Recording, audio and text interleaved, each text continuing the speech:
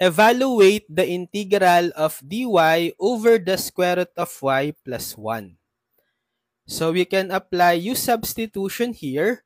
We let u be equal to the square root of y. And then we can get the square of both sides. So we will have u squared is equal to the square root of y squared. So simplifying, we have u squared equal to the square root of y squared. Canceling out the square root with the square, we will have y. Then getting the derivative of both sides, the derivative of u squared is 2u du. The derivative of y is dy.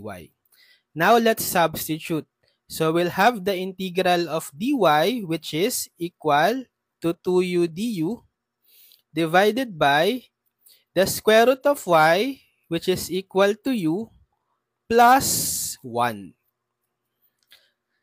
So therefore, we transform the integral in terms of rational algebraic expression without any radical or fractional exponent.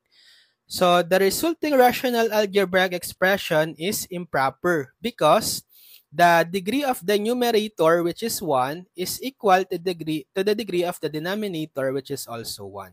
So we can perform first long division so that we can transform this into proper fraction. So we can divide first the numerator 2u by the denominator u plus 1. So 2u divided by u, that's 2. Multiply 2 times u, 2u, then 2 times 1, 2. Subtract 2u minus 2u, 0, and the remainder will be the negative of this positive 2 or negative 2. So we can rewrite the integral as the quotient 2 plus the remainder negative 2 divided by the denominator u plus 1, which is integrable now, right? So we can distribute the integral symbol. We have two terms. So we have 2 integral of du, then minus 2 integral of 1 over u plus 1 du. So 2 integral of du is u, minus 2 integral of 1 over u plus 1. So it will yield to natural logarithm.